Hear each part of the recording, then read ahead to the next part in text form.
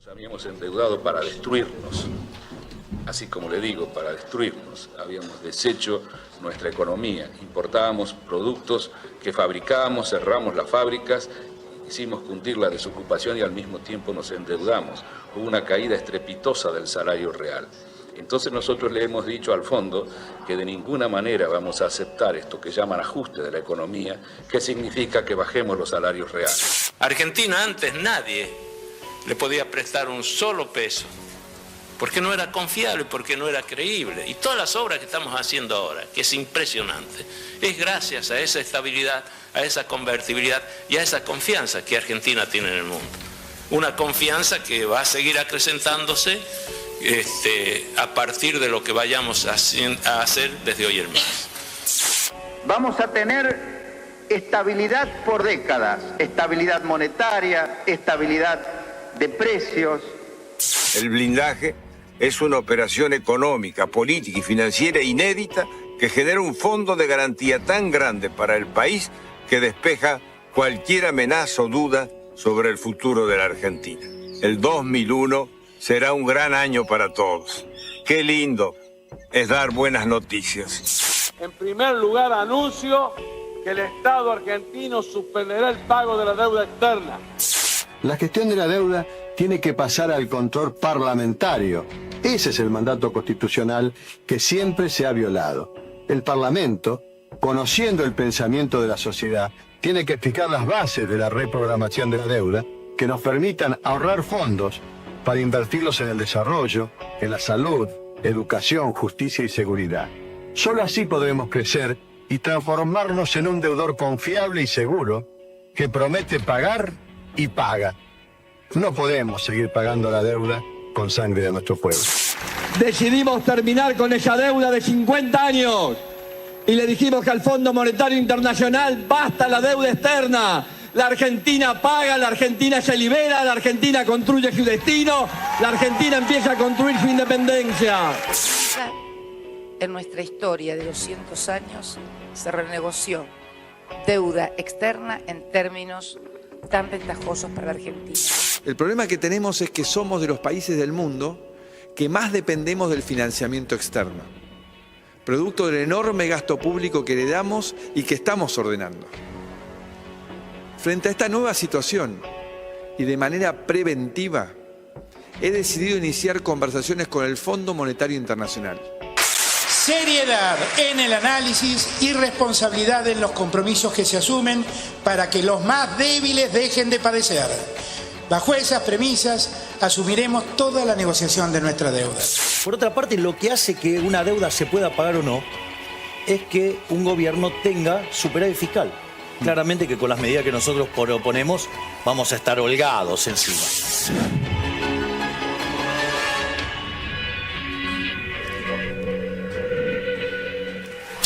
Bueno, terrible. Brutal. Creo que no. He recordado muchas cosas que. Está resumido, Muy buen video, pero sí. Bueno, acá tengo 2 libros. Los primeros 2 de 10. Wow. ¿2 de 10? Sí, 2 de 10, mirá. Con una explicación muy profunda de lectura, por momentos ahí un poquito más densa, otro un poquito más ágil, pero bueno, este video, que creo que muchos lo conocen, muchos conocen parte de esta historia, ¿sí? Viene a hablar de un poquito de esta deuda, que nosotros vamos a abordar desde otro lugar, que es una deuda que para muchos se intentó pagar en diferentes formas, en otros momentos otros gobiernos dijeron que no se iba a pagar, y así hasta el día de hoy. Se sigue dándole vueltas y vueltas y vueltas a todo esto. Deuda. Y quizás, yo en mi caso particular, no tengo el conocimiento y la experiencia para saber realmente qué está pasando del trasfondo de esto. Y creo que muchos de nosotros, quizás por consumir medios de comunicación, este tipo de cosas, creemos que sí. Pero con él, ¿sí? Con Héctor Giuliano, tenemos la data para afrontar esta información y poder cavar bien hondo en esto. Y estaría bueno, que no sé si está ahí en vivo, Héctor Giuliano, vamos a comunicarnos con él, el licenciado en Administración y Finanzas, experto en deuda pública y externa, asesor del Foro Argentino de la Deuda Externa. El licenciado Héctor Giuliano, ¿estamos ahí comunicados? Estamos. Sí, bienvenido. Estoy conectado, ¿ustedes me escuchan bien? Perfecto. Ah, perfecto, te escucho, Héctor, un gustazo. Un gusto. Bienvenido, muchas gracias. Muchas gracias, un gusto también para mí, un agradecimiento por la entrevista. No acepto tantos elogios a priori. Bueno. Dejemos que a través de las explicaciones la gente saque sus conclusiones, ¿no? Perfecto. Yo siempre digo que el método mío es que yo analizo hechos. No estoy comprometido políticamente con ningún grupo, partido o tendencia política. Tengo una línea nacionalista, lógicamente, nacional, popular, pero no estoy, quiero decir, no estoy adscripto. Lo mío no es un planteo político, ideológico, partidista, sino analizo hechos y dejo que los números me respalden. Si quieren, si me permiten, hago una mínima introducción para nivelar conocimientos de todo el auditorio. Perfecto. Breve. Sí. Perfecto. El punto de arranque es que la Argentina está metida, no hace 10 como decías vos, sino hace 50 años en una trampa de endeudamiento perpetuo. ¿Qué definimos como endeudamiento perpetuo? El endeudamiento perpetuo es la deuda que se contrae sobre el supuesto de que va a ser una deuda transitoria, pero luego, como es una deuda que deviene impagable, tiene que ser refinanciada a perpetuidad. Yo digo que acá rigen 3 conceptos preliminares que si no se entienden, no se entiende todo lo que yo vaya a decir a continuación. El primero es que la deuda es un condicionante total y absoluto de todo lo que pasa en la Argentina desde hace 50 años en la etapa contemporánea. No nos remitamos al empréstito Baring de 1824 que tuvo una característica equivalente, ¿no? Pero desde el año 1976 hasta la fecha, 50 años, la Argentina está con la deuda como un condicionante total y absoluto de todo lo que pasa en el país en materia financiera, económica y política. El dinero manda en el mundo y el capital financiero que administra ese dinero manda en la Argentina. Los gobiernos pasan, los gobiernos son de turno, pero las estructuras de poder económico financiera perviven. Y por ende, cualquiera sea el color. Estaba escuchando esa serie de mini vídeos que han pasado y mi opinión, si que la quiero resumir, podría hablarse de cada uno, de la gestión de cada uno de estos expresidentes, ¿no? Sí. Es simple, es falso. Todo lo que se dice ahí es falso.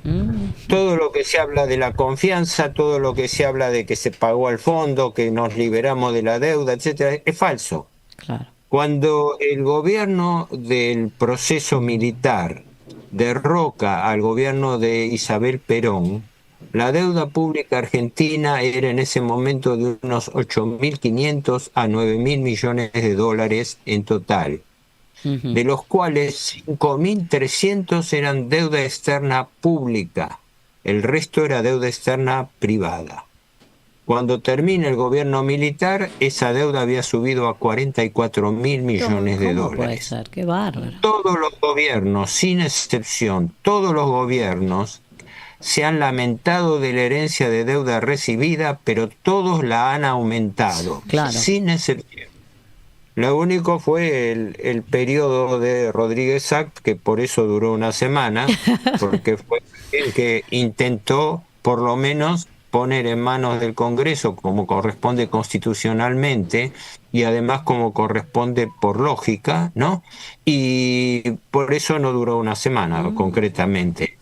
Hoy en día la deuda en cabeza del Estado Central suma unos 480.000 millones de dólares. Bárbaro. Una locura. Casi 500.000 millones de dólares. Qué bárbaro. Si bien hay toda una controversia con el cálculo del PBI, no nos gastemos en esa discusión porque es una discusión de coeficientes. Lo concreto es que al país hoy, según presupuesto, estoy hablando del presupuesto que el gobierno Milei mandó al Congreso el 15 de septiembre del año pasado, los vencimientos de capital que le caían al país sobre esa deuda de 480.000 millones es de 131.000 millones de dólares. ¿Saben ustedes cuánto paga de capital, de amortización de capital por esos 131.000 millones de dólares que oficialmente dice el gobierno que le caen este año? No. 0 centavos. O sea, todo Hasta interés. el Claro. No se paga nada. Hasta el último centavo que vence se renueva rescatando el bono viejo que vence y entregando un bono nuevo. Claro, impagable. Los bonos, las letras de tesorería, son pagarés del Estado, por lo cual la Argentina vive refinanciando deuda permanentemente. El gobierno emite y renueva deuda cada 15 días a través de licitaciones que son secretas, porque el gobierno no informa quiénes son los compradores o los renovadores de esa deuda, ¿no? No figuran, digamos. ¿Cómo? Perdón. No figura quiénes son los acreedores. No, es secreto, no se transmite. Otrora, hablamos 20 años atrás, por lo menos en una tabla de Excel se daba a conocer los bancos a través de los cuales operaron. Porque no nos olvidemos que los bancos son intermediarios del capital financiero. Claro. En las licitaciones intervienen bancos, pero los bancos operan con dinero de sus clientes. Entonces, los grandes fondos de inversión nacionales, pero sobre todo extranjeros, con BlackRock a la cabeza, Fidelity, Boston, PIMCO, etcétera, la mayoría, casi todos fondos de inversión especulativos de Wall Street. Esos fondos, por la operatoria de carry trade, entran al país, se convierten en pesos, se depositan en bancos y con esa plata los bancos licitan deuda del Estado, es decir, compran deuda pública o simplemente la renuevan. Como la Argentina es el país que tiene las tasas de interés más altas del mundo, esos capitales financieros son especulativos, es decir, entran a jugar ¿con qué? ¿Con qué entran? Con una moneda dura, el dólar. Sí. Se convierten a pesos. Esos pesos los colocan a una tasa de interés que en este momento en la colocación de los bonos no baja del 40-45 y en algunos casos llega hasta el 55% anual, lo cual es una locura porque a nivel internacional se pagan tasas del 5, máximo 6%. ¿Siempre fue así eso? Para la Argentina hace años que es así y muy pocos países, prácticamente no hay ejemplos en el mundo de un país que pague tan altas tasas de interés como la Argentina. Porque, Héctor, usted me decía, perdón, usted me decía que antes los bancos tenían una planilla Excel donde podían mostrar, ¿no? Pero ahora no, figura como que son fantasmas, digamos. No, quizás me expliqué mal. El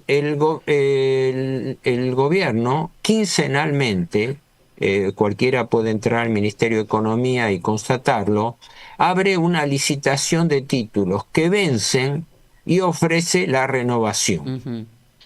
Los acreedores, que son secretos, no los conocemos, en gran medida renuevan su deuda, otros retiran su dinero y lo suplen otros acreedores, es decir, se hace innovación de deuda con terceros, no con el propio acreedor. ¿No? Por eso yo decía, retira el bono viejo que vence y entrega un bono nuevo. Se lo puede entregar al mismo acreedor a un tercero a un tercero. Que le compra lo concreto es que por promedio, por quincena, el gobierno está renovando deuda por un promedio entre 6 y 8 billones de pesos por quincena. Datos 2025 estamos hablando. Estamos hablando ahora, sí, ahora. Y es más, la semana pasada se hizo una colocación especial por pedido de los bancos para no complicarla, por pedido de los bancos para ellos canjear las letras LEFI, letras de financiamiento, que son letras que se utilizaron y se utilizan para traspasar deuda del Banco Central a cargo del Tesoro. Pero esa deuda que descarga el Banco Central y la pasa al Tesoro es deuda más cara. La deuda que se colocaba según licitación promedio, porque son varios títulos, estaba cerca del 4% efectivo mensual. Mensual. La Argentina está refinanciando, está aguantando el pateo para adelante de la deuda a un nivel de tasas cercano al 4%, 3,98, 3,92, 4,82%. Esto cualquiera lo puede comprobar entrando al Ministerio de Economía. En la primera página va a las novedades, busca licitaciones de deuda y las condiciones de otorgamiento están. Lo que no se dice después, cuando viene el resultado, ¿quiénes fueron los que compraron? Claro. O sea que puede ser, ese dinero puede ingresar, digamos, obviamente, esos acreedores puede venir de cualquier lado, de forma de pagos ilícitos, de... Claro. Bueno, tendríamos que hablarlo en detalle. Yo entiendo que la deuda pública argentina, como todas las deudas públicas del mundo, son el principal lavadero de dinero del planeta. Claro.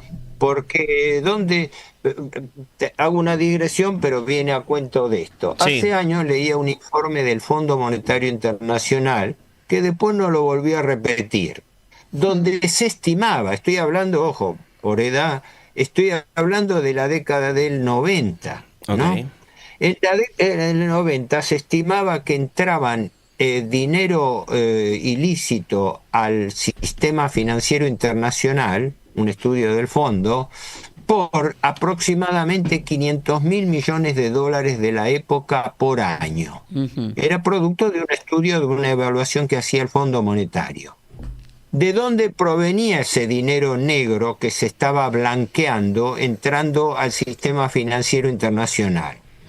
La primera fuente, el lavado de dinero del narcotráfico. La segunda, el comercio clandestino de armas.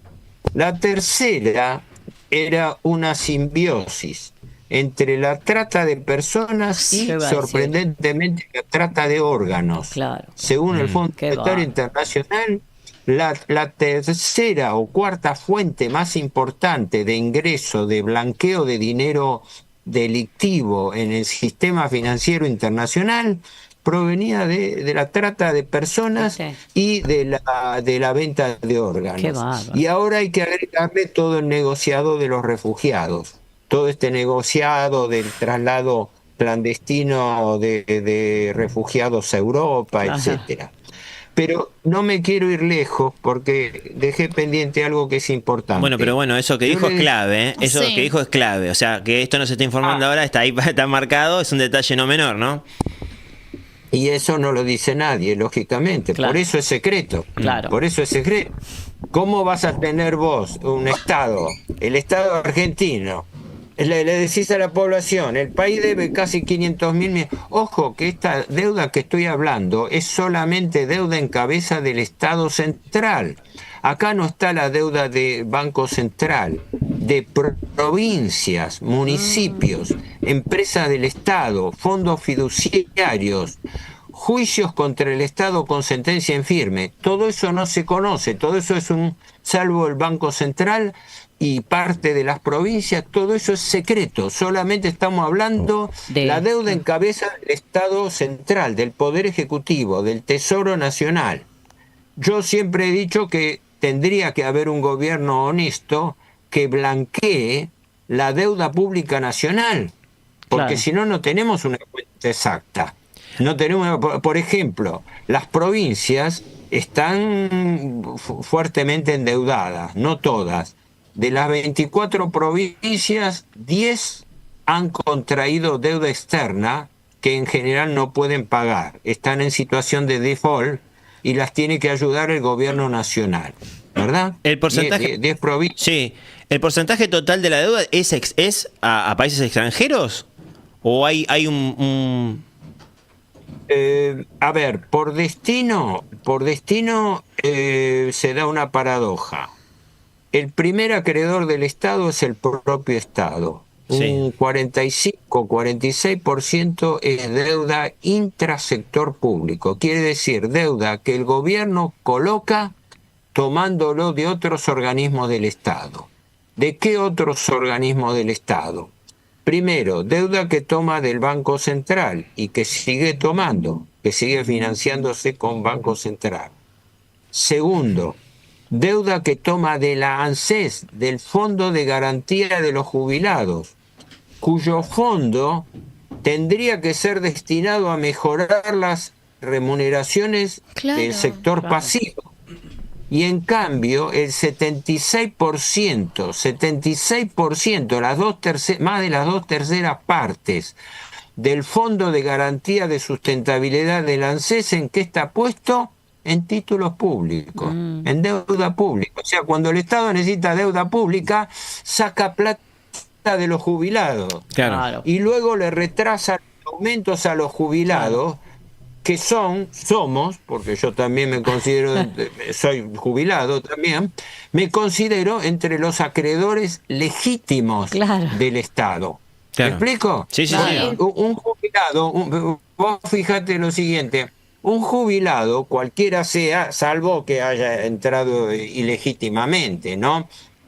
Con este mecanismo muy discutible de haber computado años servicios no prestados. Bueno, pero eso, dejando de lado esas irregularidades. Sí. Pero un tipo que se jubiló por derecha es un acreedor legítimo del Estado, porque el Estado durante tu vida activa te retiene compulsivamente dinero que es tuyo, el 11%, y dinero que pone el empleador, el 16% restante, ¿verdad? Porque creo que el total son 27%. Cuando vos te jubilás, el Estado te devuelve el dinero, porque vos sos acreedor del Estado. El Estado te lo devuelve porque te lo retuvo compulsivamente. Sí. En cambio, ¿qué hace el Estado y qué ha hecho en particular en forma agraviante la administración actual, Milei?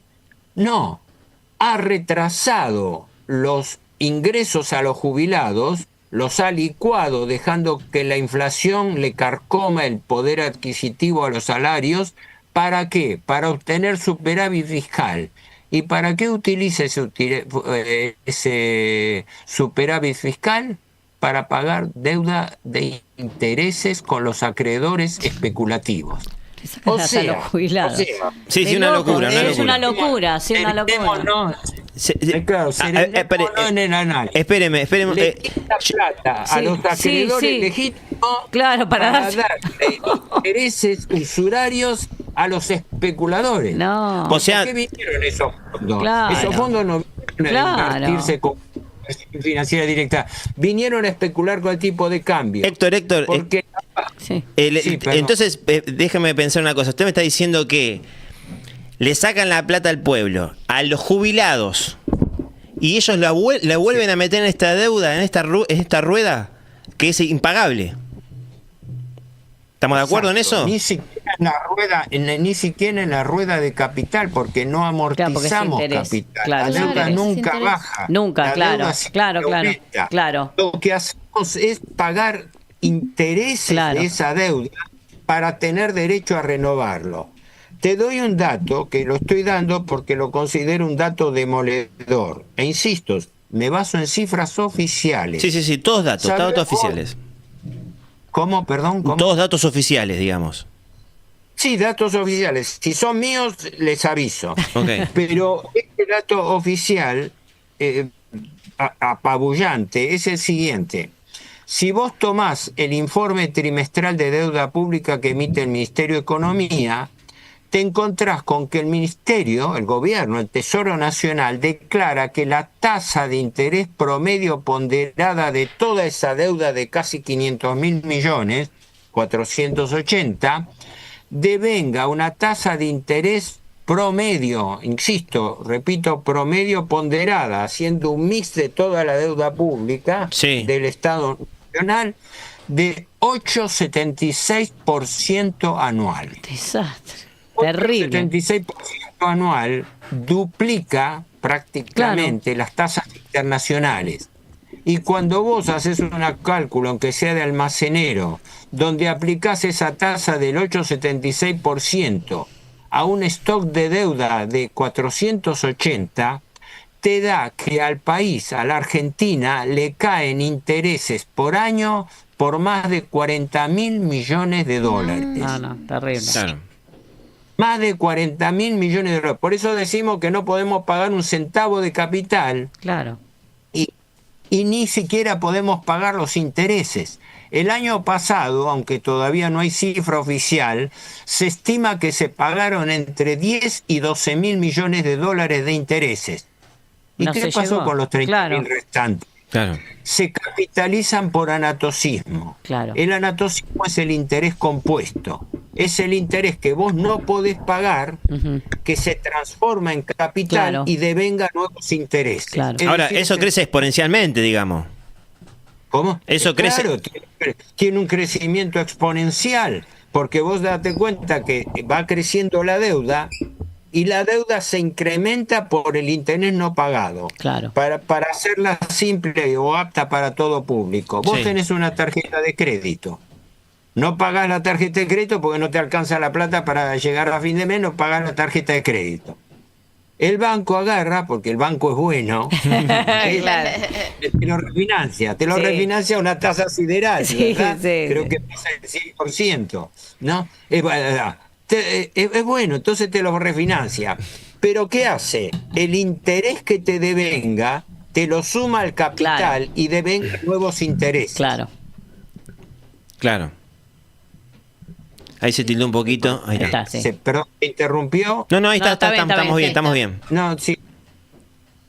Entonces, repito. Sí. Sí. El banco, cuando vos no podés pagar una cuota, te sigue devengando intereses. Pero si vos no la podés pagar, te lo transforma en capital y ese capital devenga nuevos intereses. Eso es el anatocismo, es el interés compuesto de las deudas, Perfecto. que es el equivalente de la usura. Porque yo estaba diciendo al comienzo que había 3 conceptos preliminares para entender esto, y uno era cómo la deuda es un condicionante total y absoluto. Fíjate que frente a estas cifras monstruosas, el país no puede hacer nada. Claro. Por eso el gobierno ha bajado las remuneraciones reales de la gente. Sí. Ha bajado las remuneraciones reales de los jubilados y pensionados. Jubilaciones reales se entiende. Sí, Sí. sí. Jubilaciones nominales menos la inflación. O sea, el neto, la verdadera capacidad adquisitiva. La capacidad adquisitiva se mide tomando el sueldo que la gente recibe Sí. y restándole la inflación. De tal manera que te quede el sueldo neto de inflación. Eso es lo que se llama el salario real, ¿verdad? Sí. Hago esta aclaración para la gente, ¿no? Perfecto, perfecto. Hola, Héctor. Entonces, Disculpe. el gobierno ha hecho durante todo el año pasado ha impuesto un ajuste brutal, bajando las remuneraciones del sector asalariado, cayendo los salarios reales, bajando los ingresos a los saberes jubilatorios, bajando los planes sociales, porque la licuación, la inflación te va licuando los ingresos. ¿Me explico? Claro. Es decir, el sueldo tuyo, si no se actualiza, porque los sueldos y las jubilaciones, no nos olvidemos que son una trampa. Se pagan a periodo vencido, Claro. hacia futuro y en cuotas. Claro. Claro, claro. O sea, vos te tragás la inflación de 1 mes, 2 meses, 3 meses, y después te viene un ajuste. Claro. Pero ese ajuste viene en cuotas, pero no te recupera la inflación Claro. pasada. La trampa. Entonces, terrible. allí ganan los especuladores. Los Claro. especuladores están cubiertos por indexación, por inflación o por tipo de cambio, el que sea más alto. Claro. O sea, tiene un título público en pesos, se beneficia con el derecho de que ese título público mes a mes se le actualiza, dice la ley, Son los bonos duales que instauró, entre paréntesis, Massa, el ministro de Economía del kirchnerismo, ¿no? Sí. Y que sigue aplicando este gobierno. La regla es, se toma como indexación del valor el que sea mayor. Si aumentó más la inflación, se toma el coeficiente de inflación. Si aumentó más la devaluación, se toma la devaluación. Pero el acreedor especulativo financiero no pierde. Claro. Mientras que en cambio el asalariado, el jubilado, el pensionado por bienes sociales pierde. Claro. Y sobre eso descansa. Por eso yo digo que el gobierno actual está manejando una victoria pírrica. Está logrando superávit fiscal a costa de robarle claro. el diferencial de ingresos de indexación a la gente. Claro. Ahora, Héctor, con respecto a estos acreedores, ¿no? Que no pierden nunca, digamos acá. Sí. Y este gobierno que vimos en el video, que pasaron diferentes presidentes, y digamos que todos cumplieron este mismo lineamiento, ¿se puede decir que hay una relación? ¿Hay alguien que digamos que esté un pasito más arriba? ¿Se sabe, se conoce quiénes son los que manejan esto un poquito? Que los hay, sí, seguro y 100% que los hay, porque como te decía al comienzo, las estructuras de poder financiero, fundamentalmente internacionales, con redes en el país, ya que los funcionarios de Economía y Banco Central no son nombrados por el gobierno argentino, son nombrados por los acreedores extranjeros, directamente. Es decir, por eso tienen a un ministro de Economía como Luis Caputo, que es un broker. Claro. Pero ojo, no es invención mía, es un profesional que siempre ha trabajado con el negocio de intermediación de los títulos públicos. Un broker, claro. Un broker bursátil. Nada más que lo han cambiado del lado del escritorio. Claro. Ahora no juega y especula colocando bonos de la Argentina. No, ahora los estamos en el Ministerio de Economía y usted va a dar los bonos. Pero eso sí, los va a dar a quien nosotros se lo digamos y por licitaciones secretas para que la gente no se pueda enterar quiénes son los que compran los bonos argentinos ni a qué precio exacto. Porque los bonos en las colocaciones primarias se colocan bajo la par. Quiere decir que una lámina de 1.000 pesos se puede colocar en 9.88, 9.85. Claro. ¿Por qué? Porque el gobierno, como el hijo de la pavota y el endeudador inoperante, acepta el precio que le dan.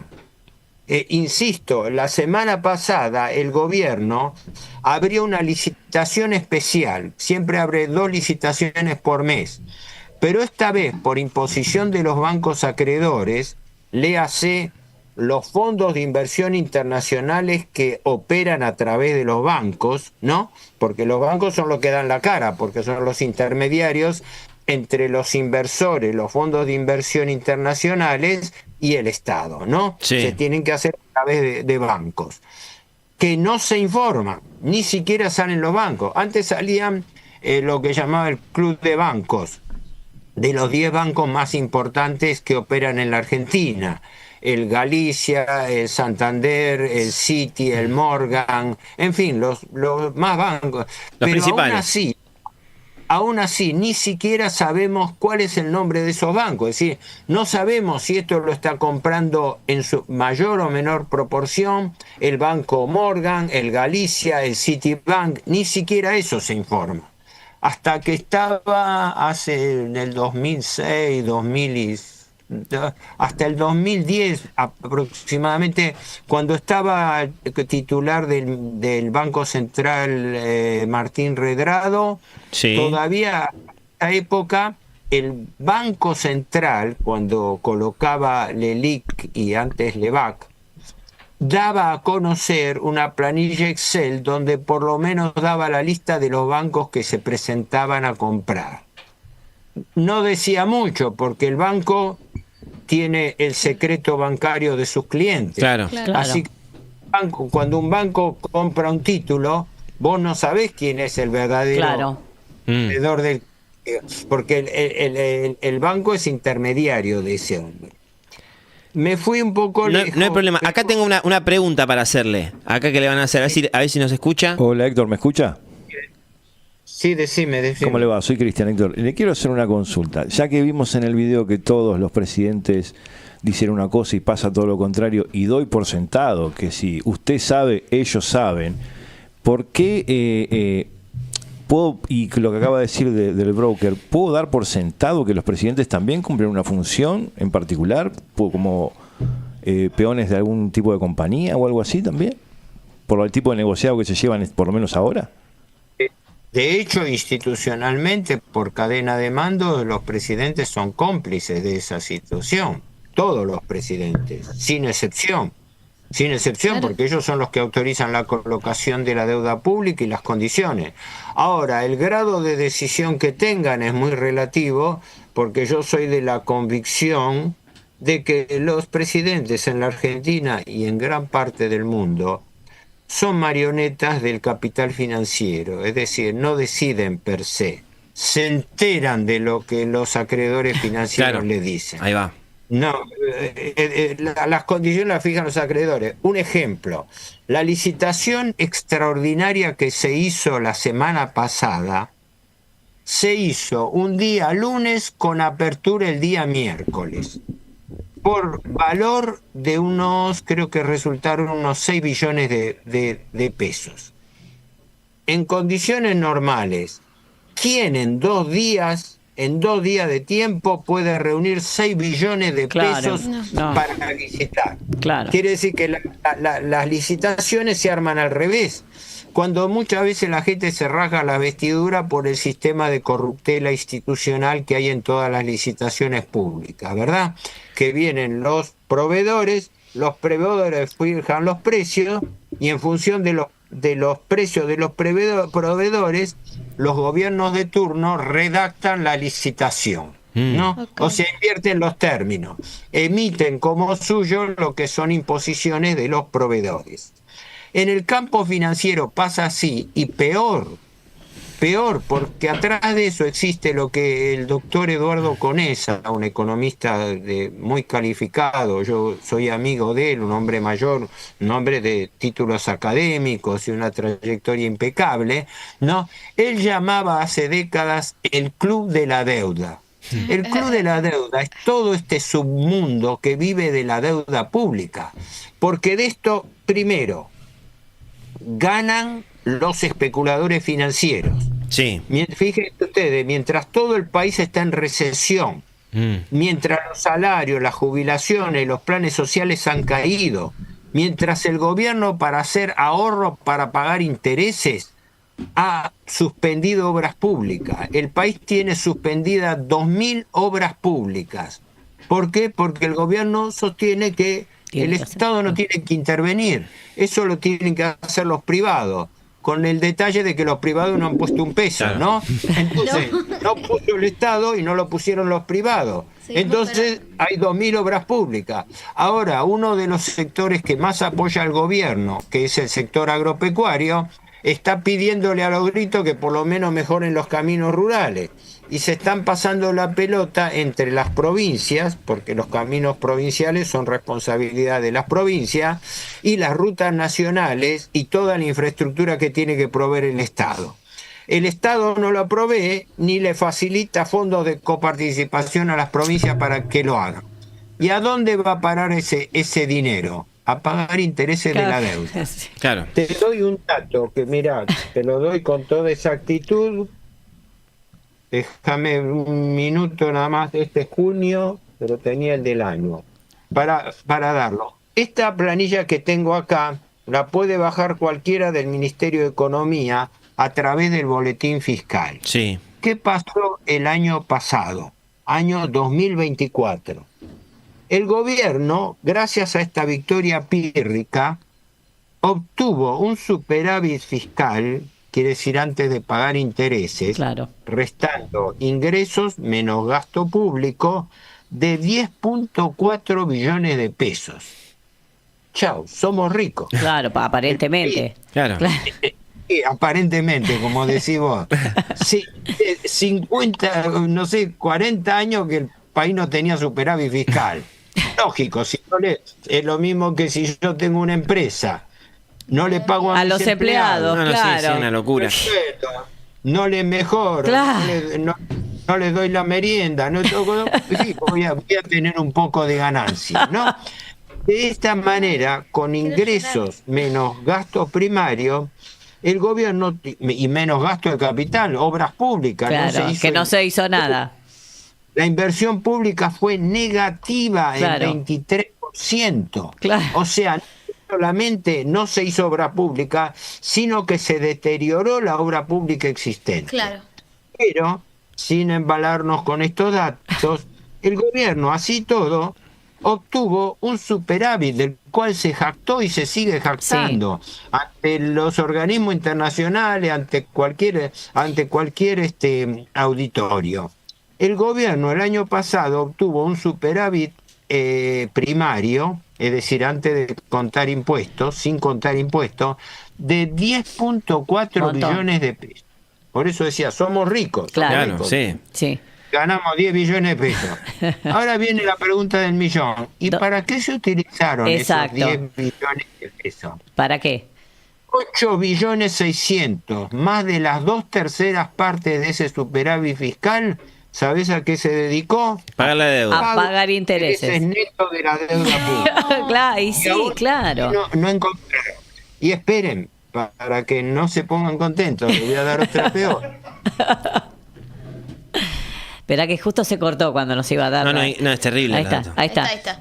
¿Cuál era la Bueno, peor? por lo menos no. Es como decirlo en forma más francachona. Perdón que no es mi estilo, no es mi estilo tomarlo. No, en serio, no quiero caer en una burla. Claro, humorística. no. Es que no es una burla. No, para nada. Esto es una tragedia. Claro, es terrible, es terrible. Pero del 1.800.000.000 que sobraron, entre comillas, o sea, si el superávit fue 10.400 y 8.600 se dedicaron nada más que para pagar intereses. Sí. Y como hemos visto, esos intereses no sirvieron para pagar ni la tercera parte de los intereses totales. ¿Y qué hizo con el 1.800.000.000 restantes? No sé. Compró dólares por anticipado para depositarlos en el Bank of New York a cuenta de los intereses que tenía que pagarle a los fondos buitre en enero de este año. Dios. O sea, lo que no pagó directamente lo utilizó para comprar dólares. Los dólares pasarlo al BONI. BONI es el Bank of New York, que es fiduciario, es el encargado de pagarle a los acreedores de la Argentina, porque la Argentina no le paga directamente. Claro. Tiene un Banco Nación con sucursal en Nueva York, pero no se lo consigna a un banco privado para que el banco privado viva de las comisiones de esto que llamaba muy bien el doctor Conesa, el club de la deuda. Claro, Ganan todo, porque toda esta gente gana comisiones, gana comisiones jugosas. ¿Por qué? Por hacer de intermediario, ¿para qué? Para liquidarle, para pagarle a los acreedores usurarios. Así que ni siquiera puede decirse que el margen que le quedó al gobierno se utilizó para beneficio del pueblo argentino. Se utilizó para reforzar los pagos de la deuda pública. Qué bárbaro. Se pagaron en enero entre 4.800.000.000 y 4.900, prácticamente 5.000 millones de dólares, de los cuales se repartieron entre intereses a los fondos buitre, que eran los fondos buitre que habían entrado con Macri en el 2018, y al Fondo Monetario Internacional. La gente no sabe que al Fondo Monetario Internacional, cuando Macri pide el salvataje del fondo porque fracasa su política y necesita una ayuda financiera del fondo, ¿no? Macri, recuerdan que en abril del año 2018 todo andaba viento en popa, todo andaba bien. El presidente había acabado de decir en el Congreso de la Nación: lo peor ha pasado, Sí. ya tenemos economía nivelada, sí, eso dijo. El 25 de abril se le produce una corrida cambiaria. Sí, es cierto. Que entre paréntesis, ¿sabés quién manejó esa corrida cambiaria? El banco, el Morgan Stanley, que en un día le retiró al Banco Central entre 800 y 1.000 millones de dólares. En un día. Qué bárbaro. Y a él lo siguieron los otros fondos especulativos. Claro. Fidelity, Boston y Pinco. Es claro, si al Banco Central en un día terrible. de golpe ¿Te retira? Con eso provocaron una corrida cambiaria. Ahora, existe la posibilidad, ¿no?, de que vuelva a suceder. ¿Existe? Sí, en cualquier momento existe esa posibilidad. Lo que pasa es que uno, el mundo de la finanza por definición es un mundo secreto. No se sabe lo que pasa, no sabemos ni siquiera quiénes son nuestros acreedores. Claro. Debemos 280.000 millones de dólares y no sabemos ¿A quién? debemos. Con ese criterio que nosotros venimos viendo, que viene repitiendo como cíclicamente un poco la historia, ¿esto existe la posibilidad de una nueva convertibilidad acá en la Argentina?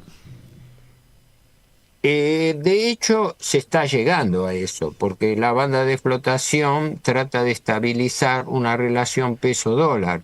Yo siempre estoy convencido de que el gobierno, pero esto es subjetivo mío, que el gobierno quiere apuntar a un dólar de 1.000 pesos para facilitar una nueva convertibilidad como la que se hizo en época menemista. Claro. Le quitan 3 ceros al peso, porque ahora la moneda mínima de uso es 1.000 pesos. 1.000 pesos. Claro. Entonces sacarle 3 ceros. Quedará uno, claro. Volver a poner el mítico 1 a 1 que rigió durante la convertibilidad y que como el actual se sostuvo con deuda. Claro. Pero acá hay que tener presente lo siguiente. Esta lógica de la usura, yo digo siempre que hay que grabarse que la usura no es solamente el mayor poder de negociación que tiene el acreedor sobre el deudor. ¿Se escucha? Sí, perfecto. Perfectamente. Sí. Ah, bueno, a mí se me perdió acá. Bueno, perdón, decía, la usura... La usura, sí. Esperen mientras estoy tratando de restablecer la imagen. No hay problema. La usura es entendida normalmente como lo que define la posición dominante del acreedor sobre el deudor. Claro. El deudor no tiene ninguna capacidad de pago frente al acreedor. Claro. Y si no, fíjense cualquiera que tenga una tarjeta de crédito vencida, a ver qué resulta. ¿No? Lo que busca es que pague permanentemente. ¿Cómo? Que sea una deuda permanente, eso es lo que se busca. Claro. Ahí retomé. Ahí está. Sí. Pero la lógica final del prestamista usurero, a diferencia de lo que la gente cree, no es que el deudor le pague la deuda, es al revés, que no se la pueda pagar nunca, porque el acreedor usurero vive de eso, vive de los intereses. No le conviene, sí. Claro. Por eso la clave es constituir una deuda perpetua. ¿Y cómo se constituye una deuda perpetua? Fijando una deuda impagable de tal manera que el deudor, sea un hombre, una familia, una empresa, un Estado, quede permanentemente tributario a vivir pagando intereses y renovando el capital. Claro. Y este es el chiste que tenemos en la Argentina desde hace 50 años. Pasaron todos los gobiernos, militar, radical, peronista, radical cualquiera, hasta ahora. Pero el método no ha cambiado en absoluto. Vivimos refinanciando deuda. Vos fíjate lo siguiente, mirá el absurdo. Esta semana se colocó esta licitación extraordinaria. ¿Sabés a cuánto se logra pagando 4% efectivo mensual? Esas tasas son anuales en el mundo. Claro. Pagar 4% de interés anual es una tasa que se utiliza en la Unión Europea. ¿no? Y acá le estamos dando el privilegio a los especuladores financieros de ganar un 4% efectivo mensual. Claro. Todo el mundo productivo, salvo determinados sectores multinacionales, pierden en la economía real. El único sector que gana es el sector especulativo financiero. Claro. Entonces la Argentina nunca va adelante con eso. Pero me fui lejos de lo que estaba diciendo. Pero hay una forma de revertir esto. ¿Usted qué considera? Porque parece como que No tenemos salida. No termina más. Es una planificación que no tiene fin. Y obviamente que estos acreedores no buscan eso justamente. Exacto. Bueno, la trampa de la deuda no es reversible. El que cae en manos de un usurero no tiene solución. Claro. Porque no hay solución al sistema de la deuda, porque la deuda es un sistema, no es un episodio, no es algo que nos ocurrió una vez. Es un sistema. Yo te coloco deuda y te la renuevo a costa de que vos me pagues más intereses, ¿no? En consecuencia, el sistema está armado para eso, por lo cual no hay solución al problema de la deuda dentro del sistema de la deuda.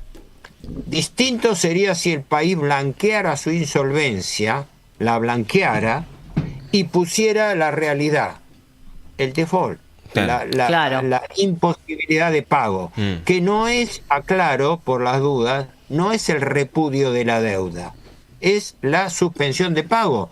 Lo hemos visto desde Vicentina hasta las empresas que están quebrando actualmente.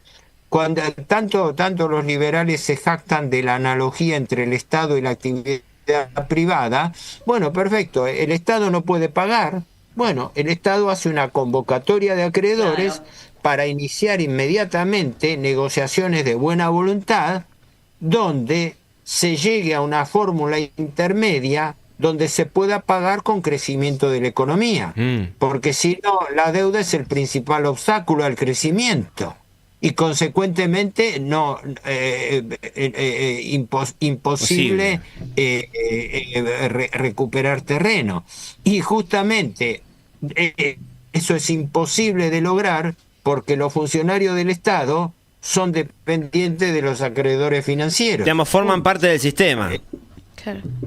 Son parte del sistema, Claro. Por eso la importancia de entender la deuda como sistema. Todo sistema, por definición, es un conjunto de elementos que está ordenado hacia un determinado fin. Un conjunto de piezas que siguen una determinada lógica. Y la lógica del sistema de la deuda es la usura. Claro. Y la usura se perfecciona a través de la deuda perpetua. ¿Y cómo se llega a una deuda perpetua? Fijando una deuda impagable, donde cuando el deudor no puede siquiera pagar los intereses, su destino es vivir pagando deuda. Con algo más grave todavía, que esto no es algo inferido, esto es algo académico, esto es algo que lo están diciendo hace décadas el partido de la deuda, y lo dicen los endeudadores. Vayan a preguntarle al Instituto Di Tella, al doctor Cruces, esto viene de una famosa frase de que era ministro de planeamiento brasileño en época, creo que de Proceso, de Enrique Cardoso, del FIM Neto, que fue tomado como un caballo de Brasil, un hombre equilibrado, todo lo que quieran, que una vez coloquialmente ante un periodista le preguntó, dice, pero ¿y qué hacemos con la deuda pública brasileña? Y él le dijo coloquialmente, pero amigo, no te preocupes, las deudas nunca se pagan, siempre se refinancian. Eso te lo dijo, claro. Ese es el discurso del acreedor. Claro. Estamos haciendo nosotros el discurso del acreedor. Claro. Y los medios de difusión, ni hablar los funcionarios. Hacen la vista gorda, completamente. Los economistas del establishment. Claro. Porque fíjense que estamos nosotros hablando ahora, no lo dice nadie. No lo dice nadie. O sea, ese mismo sistema, digamos, involucra los economistas del establishment, como dice usted, la política, los acreedores que son los que más o menos manejan un poco la batuta. A ver si estoy entendiendo bien. ¿Quién más? La policía, la seguridad. ¿Qué más? ¿Qué más entra en ese sistema?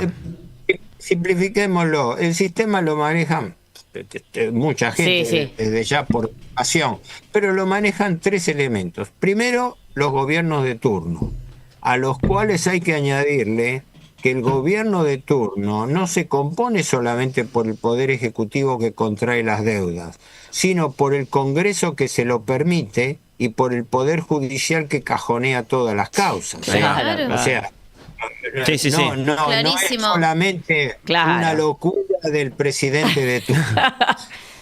Es verdad, el Congreso tiene por obligación constitucional el arreglo de la deuda pública. Claro. No lo ha arreglado nunca.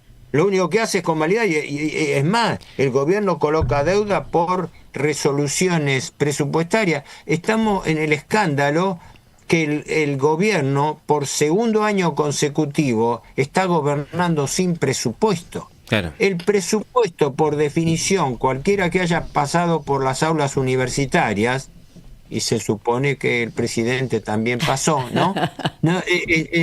El presupuesto es el plan económico del gobierno. ¿Hay plan económico?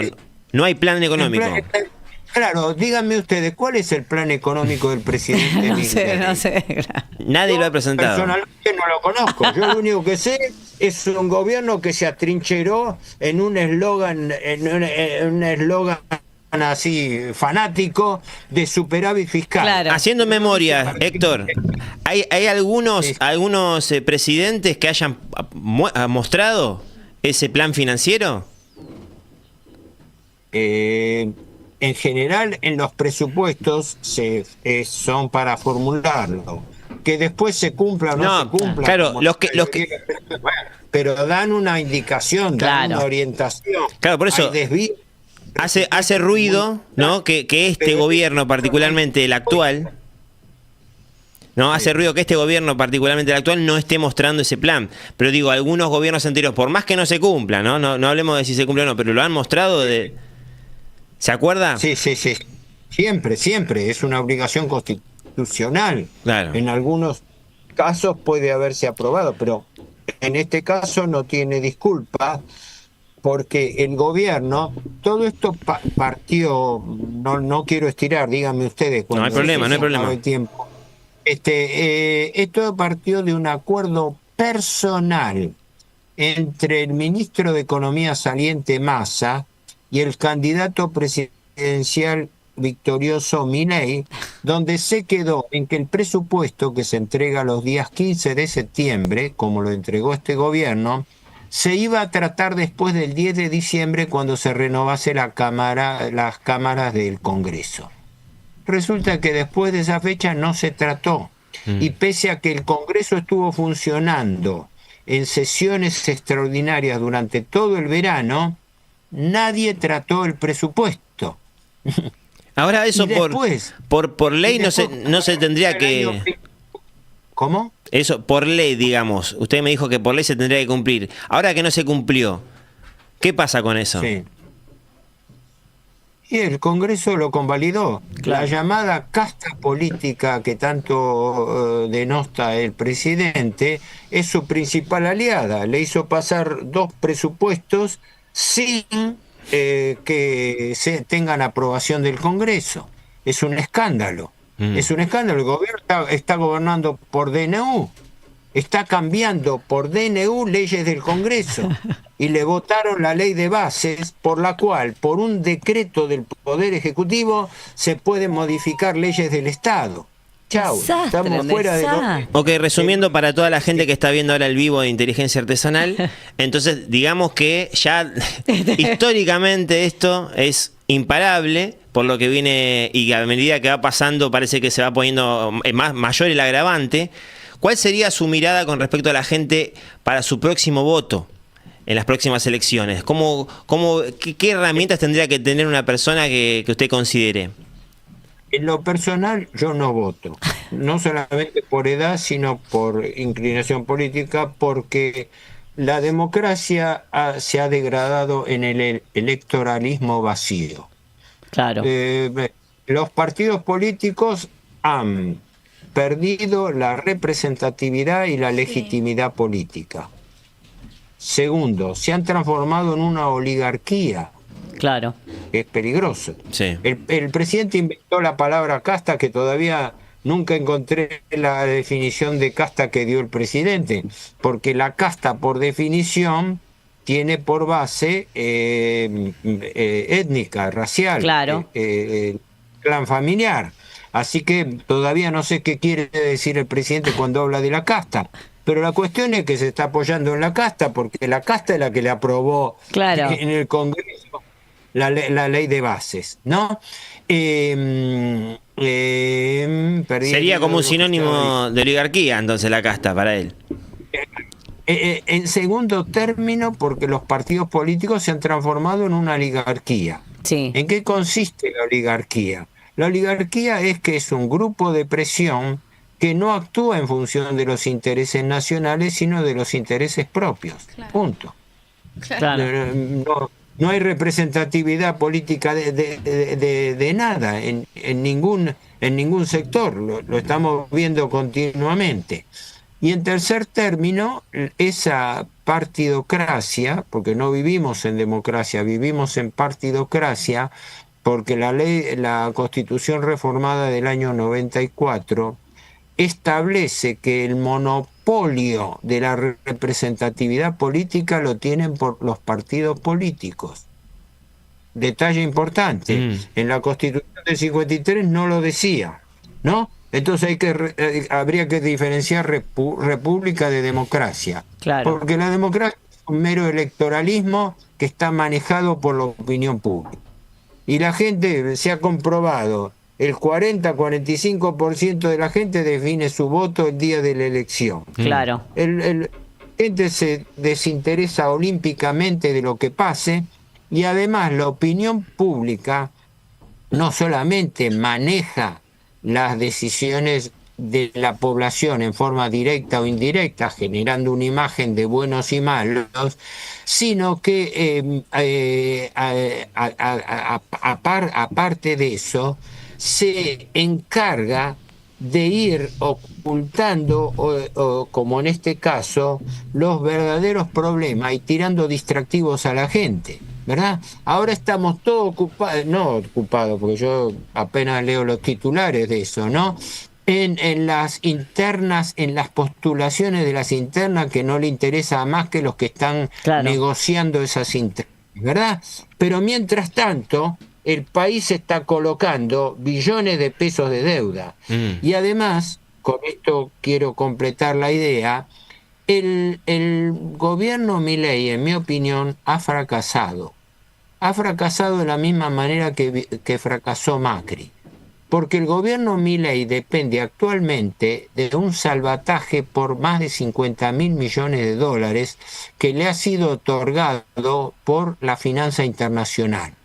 20.000 millones del Fondo Monetario Internacional, 12.000 millones del Banco Mundial, 10.000 millones del Banco Interamericano de Desarrollo y 3.000 millones de préstamos repo, que son préstamos con garantía de títulos públicos.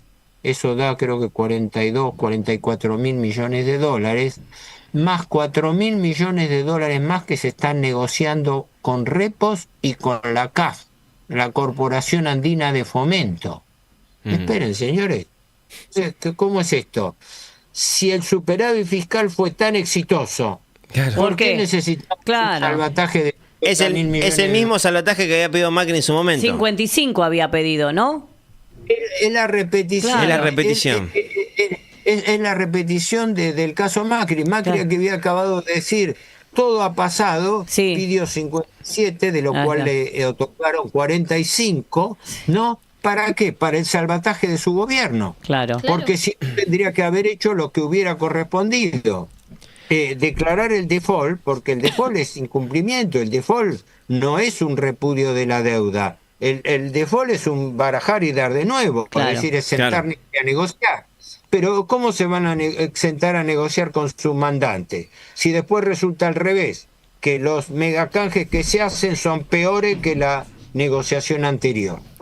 Y así como el gobierno Macri aumentó la deuda en 2 años en 83.000 millones de dólares, sí. Cristina Kirchner la dejó en 254 y Macri la subió a 333.000, ¿no? 83.000 millones de dólares, ¿no? Sí. Después de 2 años de endeudar el país, tuvo que pedir un salvataje al Fondo Monetario Internacional para poder completar el mandato. Sí. Y ahora esto mismo se está dando Claro, en otras circunstancias con el gobierno Milei, pero ni siquiera para completar el mandato, para llegar a las elecciones de octubre. Claro, una locura. ¿Por qué? Porque el gobierno necesita desesperadamente afianzarse en las elecciones de octubre, porque si no, no puede cumplir las reformas estructurales que pactó con el Fondo Monetario Internacional. En el último acuerdo de facilidades extendidas, la Argentina se comprometió por lo menos a 3 reformas estructurales: impositiva, laboral y previsional. Las 3 requieren leyes del Congreso. Así que si el gobierno no llega a reunir la mayoría propia en el Congreso, quiere decir que no puede cumplir con el acuerdo de facilidades extendidas, y se le puede caer, por más ayuda que tenga, se le puede caer porque la situación es insostenible, porque la Argentina está sostenida por el fondo. El 80% de la plata del fondo está para sostener a la Argentina, y por eso ahí están sus internas y sus pases de juego, porque la plata del fondo, el fondo es un fondo, no es un banco, se integra con la cuota aparte que los países miembros aportan, ¿no? Así que la situación del gobierno es crítica. angustiosa. Sí. Y por ende los medios de información están poniendo sordina, están distrayendo, todos los días se hablan de pavadas y todo, mientras que esto, que es lo verdaderamente grave, se mantiene oculto. Es una constante, pero en este momento lo vemos en vivo y en directo. Héctor. Y no se salva nadie, porque los Kirchner hicieron lo mismo. Claro. Los Kirchner Sí, no importa el partido político acá. Se jactaron del desendeudamiento y durante su periodo aumentaron la deuda de 102 millones de dólares. La recibieron en 151 y se la dejaron a Macri en 252. Claro. Macri se lamenta de la deuda y la sube a 333. Ahora Milei se lamenta de la deuda de 438 y ya está en 485. Es un chiste para engañar a la población. Es la verdad que es una locura y es un drama ya directamente. Ya estamos en una crisis. Es desolador. Lo que pasa es desolador, sí, claro, es desolador. Esa es la sensación. La verdad que no es una buena noticia. Es la realidad, es lo que está pasando, son datos. Acá no estamos levantando ninguna bandera, no estamos bancando un partido político. Acá se está diciendo los datos, lo que está pasando, y que los medios de comunicación y el gobierno no lo están mostrando o tratan de hacer la vista gorda. Estamos con Héctor Juliano. Ya estamos. Tengo una última pregunta que es más mía, más personal, Héctor. No sé si la querés responder, vos me decís. Yo creo que con todo esto es como que parte del país está como vendido. ¿Hay algo de eso? ¿Es verdad? Mira, tendríamos que llevar el análisis a una categoría superior. Yo te lo resumo, está bien, en mi opinión personal, pero yo te lo resumo en esta expresión. Creo que no tenemos un gobierno argentino. Claro. Ya está todo dicho. Se entendió. No responden al interés nacional. Punto. Claro. Ok. No, mostrame lo contrario. Nada más, ¿verdad? Claro. Es decir, ¿qué ha pasado durante este año? Un ajuste fiscal durísimo obtenido a costa de la inflación. Claro. ¿Sabes cuánto aumentó la inflación durante el gobierno Milei? Entre diciembre del año 23 que asume y mayo de este año, 202%. Terrible. Claro. El gobierno que se jacta de haber derrotado la inflación la subió más de 200%. Y el engaño de la inflación es que la inflación es un proceso acumulativo, lo que repito siempre. Vos tenés un nivel lo llevás a este otro nivel y acá lo estabilizás. Perfecto, pero entre este nivel y el original ocurrió un gran cambio de precios relativos. Claro. Alguien ganó y alguien perdió. El capital financiero ganó, pero la economía productiva, que está en recesión, y los ingresos reales cayeron. Claro. Entonces, todo este modelo se basa en una simetría estructural. Quiere decir, así cierran las cosas. Y claro, para ellos. Si vos tuvieras una empresa, es claro, hay hijos y entenados. Hay sectores, vos fíjate un detalle, no menor. Los 3-4 sectores principales que manejan la economía internacional argentina: hidrocarburos, petróleo y gas con cabeza en vaca muerta; la minería, que es un escándalo lo que está ocurriendo por falta de control, incluyendo el litio. Somos el tercer país productor de litio, pero el litio está en manos extranjeras, no está en manos argentinas. Y las grandes compañías exportadoras, que son todas extranjeras, las grandes exportadoras de granos, que controlan el comercio y los precios internos, porque las retenciones son para los que exportan, pero las compañías exportadoras le trasladan regresivamente las retenciones a los productores del campo. Esos 3 grandes sectores están en manos de compañías multinacionales. Claro. No solamente estamos en una rueda, sino que además también nos están sacando la materia prima y se la llevan para afuera. Exacto, eso que vos dijiste, la primarización de la economía, justamente. No es una verdad de perogrullo, ¿verdad? No es lo mismo exportar trigo, materia prima, que exportar harina semielaborado, que exportar los panificados, ¿verdad? Claro. Bueno, la Argentina sigue exportando materia prima. ¿Para qué? Para que la industrialización y el valor agregado se lo pongan en el exterior. Exporta soja en pellet para que se elaboren los productos en China. Claro. Bienvenido para China, que compra. Pero nosotros, resulta que después de 100 años volvemos a una economía de tipo agroexportadora o de materias primas. Lo que está ocurriendo en la minería, algún momento puede terminar en la justicia, ¿no? Porque se está haciendo una exacción de minerales sin el mayor control certificado público. Claro.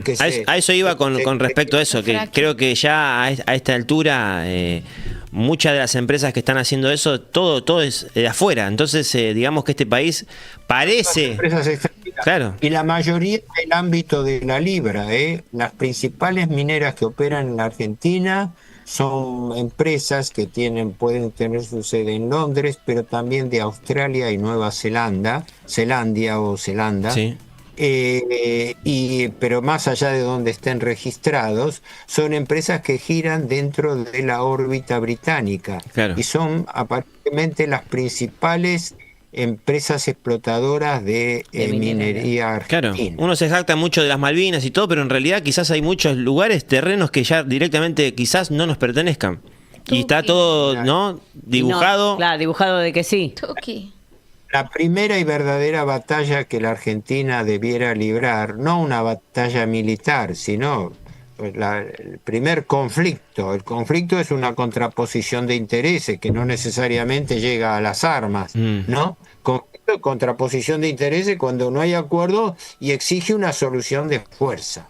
Hay que ver qué elementos puede o no tener el país, pero para eso se necesitaría un gobierno nacional y no lo tenemos. No lo tenemos. ¿No? Claro. Estamos viendo todos los días. Un gobierno que incluso está comprometiendo gravísimamente el país en el exterior con una alianza de subordinación incondicional, entre ellas con un país que está cometiendo un genocidio contra la población civil de Gaza. Claro, no es tema menor. Claro, no es un tema menor. Sí, tema menor. Así que el grado de... Por eso yo hablo de que pongo en duda que tengamos un gobierno argentino. Claro. Lo que señalo es sus características. Por Claro. el momento, desgraciadamente, no hay ninguna fuerza política organizada como para confrontar. Y se vuelve lo de siempre, el dilema de confrontar o convivir con los problemas. Claro. ¿verdad? Es lo mismo que pasa a las personas y lo Claro. mismo que pasa a las instituciones. Frente a un problema hay Claro. dos actitudes Claro. básicas. Confrontar. O convivís con el problema subordinadamente, en forma de servidumbre, y en servidumbre se vive tranquilo. Se vive tranquilo. Claro. Claro, el siervo vive tranquilo, es el siervo de la greva que ajusta su margen de vida. O se confronta. Para eso hay que tener no ir con las banderas desplegadas, No. ningún punto patriotero, Estrategia. nada de eso. Hay que aplicar sentido común y ver qué posibilidades y sobre todo qué alianzas internacionales convienen al país. Ejemplo, la Argentina, apenas asumido el actual gobierno, hizo un desplante y un rechazo a los BRICS. Y resulta que todas nuestras posibilidades con los BRICS son positivas, mientras que en cambio el país se encadena a los Estados Unidos, a Israel y por carácter transitivo a Gran Bretaña, que tienen intereses contrapuestos a los nuestros Claro. y que nos están llevando nuestros recursos, como Gran Bretaña en el Atlántico sudoccidental, ¿no? Y entonces, ¿cuál es la conclusión de eso? ¿Cuál es Más la allá de- conclusión? Bueno, ¿cuál es la conclusión? Que no tenemos un gobierno nacional, punto. Un gobierno nacional defiende su interés nacional. Claro. Es como si dijera, no sé, para poner un ejemplo que me viene en mente, ¿no? Si vos estás a cargo de una familia, tu deber es defender tu familia. Velar Porque por es los tu intereses. familia. Claro. Esta es nuestra patria. Esta es la patria en que nosotros nacimos y que tenemos el deber de consolidar.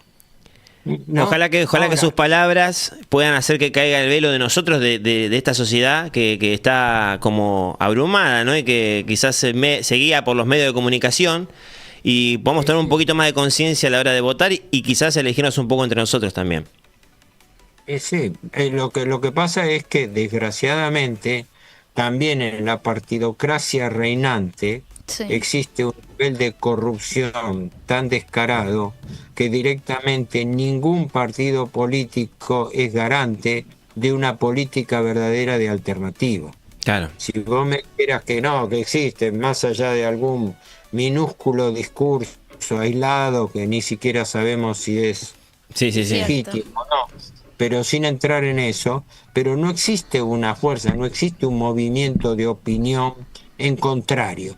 Y quienes más se encargan de hacerlo son los medios de comunicación masivos, que son los que realmente manejan la opinión pública. Sí. Sería como el marketing del establishment.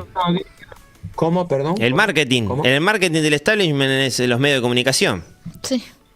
Sí, vos lo ves todos los días. Yo, un detalle, yo no tengo televisión, no porque no lo puedo, sino porque no quiero tener tiempo ni hacer malas. Y la radio solamente la pongo para escuchar algunos noticieros por la duda que haya alguna noticia del día, porque sigo los temas tanto económicos, financieros, como también geopolíticos, ¿no? Pero lo hago ahora sí, porque soy un hombre libre. Claro.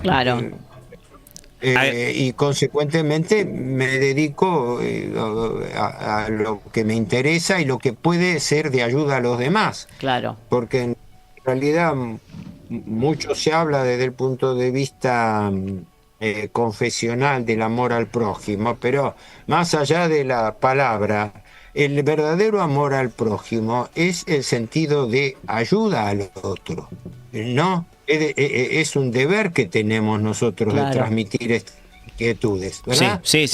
Claro. Como uno ayudar, por ahí ustedes muchas de estas cosas no las sabían. Claro. Exactamente, es que en realidad es un poco eso, traer esto que venimos, ahí estábamos mostrando dos de sus libros, creo que tiene 10, no sé si los puede ver ahí. Bueno, no podía verlo, pero en realidad son 13. son 13, mira. Faltan como 11 todavía.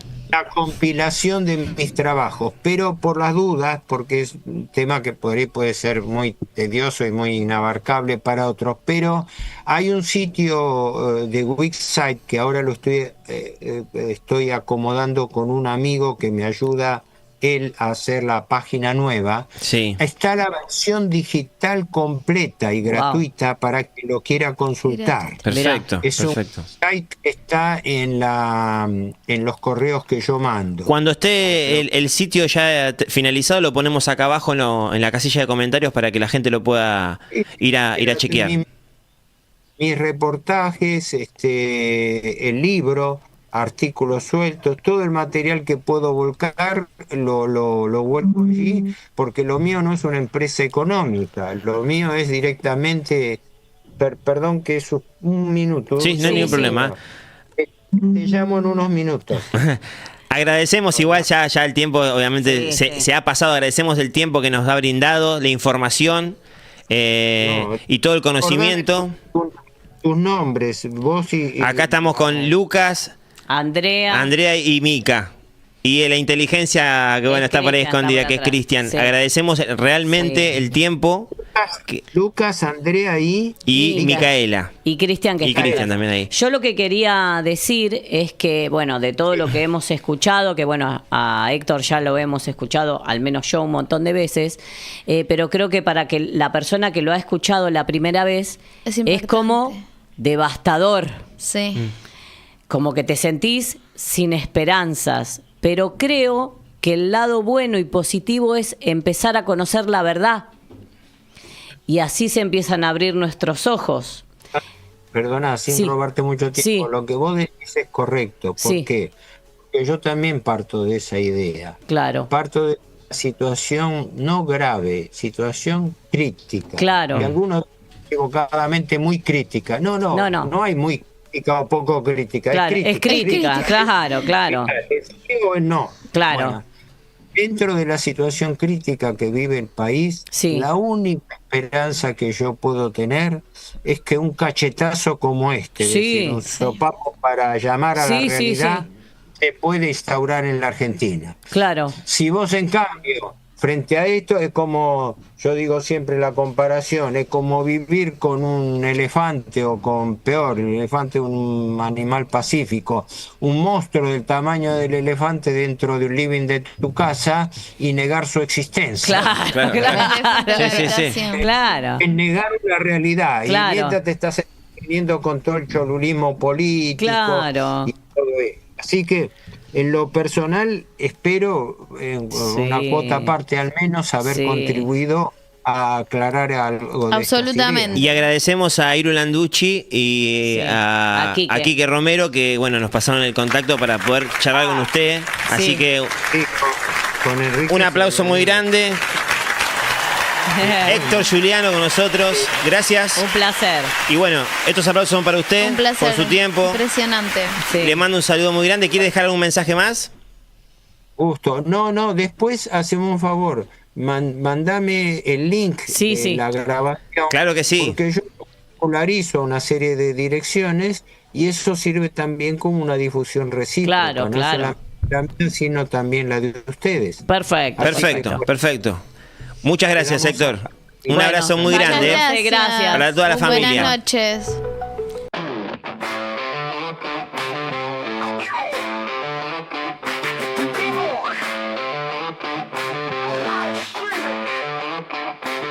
Inteligencia artesanal, yeah. Información subliminal.